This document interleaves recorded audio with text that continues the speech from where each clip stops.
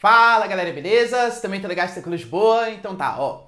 Galera, é o seguinte, o PSOL, Partido aí Socialista do Brasil, né, Socialismo e Liberdade, ele entrou com uma representação no STF para sobretaxar os mais ricos. Mas pode fazer isso? Será que a gente pode criar um imposto sobre mais ricos sem passar pelo Congresso Nacional?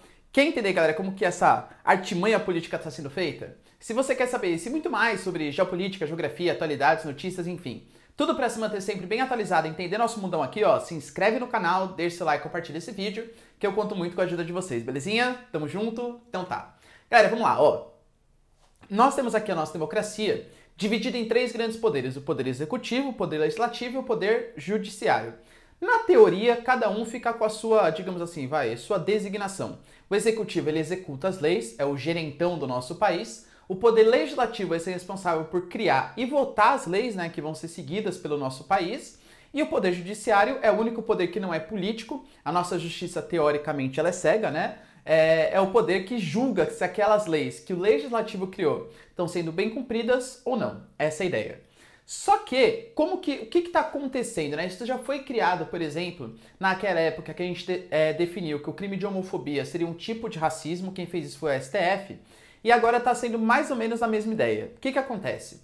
Na nossa Constituição Federal de 1988, está definido, tem um artigo ali que cita, que é necessário sim você criar um tipo de imposto sobre os mais ricos. Só que a gente sabe que o nosso Congresso, o nosso Senado, os nossos deputados federais, que deveriam criar esse tipo de imposto, essa taxa para os mais ricos, não o fazem, porque existe uma resistência muito grande por parte do nosso poder político mesmo, né? Se a gente criar hoje, por exemplo, um imposto sobre os mais ricos, é bem provável que quem seja mais atingido por essa nova taxação seja justamente os senadores e os deputados federais, que é quem vai votar esse tipo de projeto. Então existe, digamos assim, eles ignoram que existe essa parte da nossa Constituição e acabam não votando. Por isso, pessoal, ele percebeu que existe um caminho mais fácil para você tentar aprovar uma lei, porque o pessoal defende há muito tempo, né, essa taxação sobre os mais ricos, que seria judicializar o processo. O que ele alegou? Que o nosso Congresso, por omissão, ele não vota essas questões, apesar de ser algo constitucional. Então ele foi lá para o STF, o ministro, né, Marco Aurélio Mello, ele vai ser o responsável por julgar e colocar para votação se essa lei ela tem que ser aprovada ou não.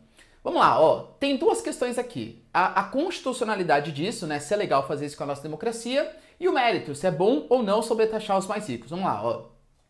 Quando eu falo pra vocês, é interessante fazer isso? Galera, na minha opinião, não. Por quê?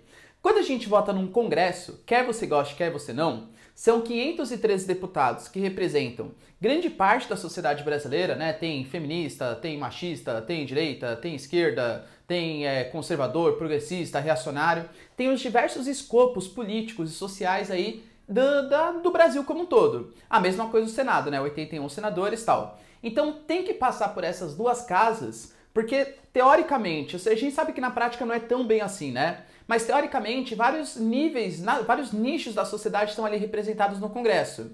Então será que é interessante sobretaxar os mais ricos? Vamos ver o que as pessoas que foram eleitas pela nossa população acham disso. Pô, é interessante. Aí, o que acontece? Quando a gente pega e judicializa esse processo, quem vai votar se com base, teoricamente, na nossa Constituição?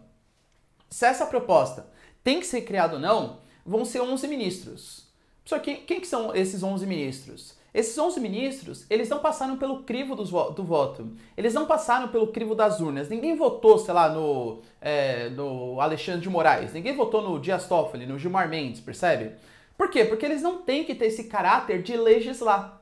Eles têm que ter um caráter somente de julgar na base que já foi legislado, percebe? Então a gente está dando o poder de criar, sem votar, né? Eles vão criar e vão votar por 11 ministros se uma lei tem que ser cumprida ou não. Creio que isso faz mal para a nossa democracia, né? Ah, professor, mas sabe o que acontece? Realmente, eu defendo, por exemplo, a taxação dos mais ricos. Pô, legal. Então, se é uma coisa que você defende, você concorda que o judiciário julgue isso. E se fosse uma coisa que você não defende? Vamos colocar um exemplo absurdo aqui, sei lá.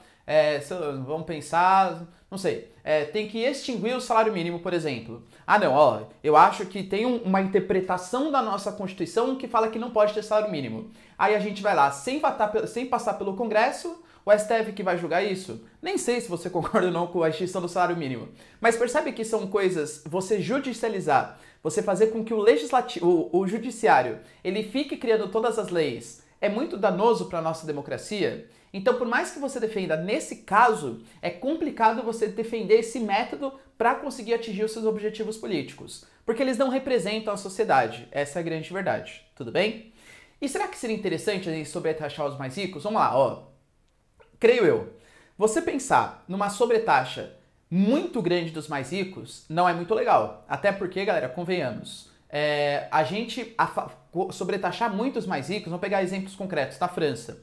A França sobretaxou os mais ricos. O que aconteceu? Os mais ricos eles acabaram tirando seu capital, criando, né, domicílios fiscais em outros países que eram mais baratos, e quem acabou sofrendo com essa sobretaxa muito grande para os mais ricos acabou sendo a classe média alta, ou até mesmo a classe média. Provavelmente, se a gente sobretaxar muitos mais ricos aqui no Brasil, é isso que acabe sendo feito. Quem vai acabar se ferrando muito, né, é a classe média alta, que acaba sempre sendo o responsável, junto com a classe baixa, por pagar essas contas aí. Agora, da maneira como estão nossos impostos hoje, realmente é muito injusto, tá? A gente percebe, por exemplo, que aqui no Brasil, os grandes responsáveis por sustentar fiscalmente o nosso país são proporcionalmente os mais pobres, porque a nossa taxação é muito em cima do consumo, que não diferencia a classe social. Por exemplo, se eu ganho um salário mínimo, eu vou pagar o mesmo imposto no leite que um cara que ganha, sei lá, 100 milhões de reais, percebe? E a gente tem pouco imposto de renda. A faixa máxima do imposto de renda chega a 27,5%.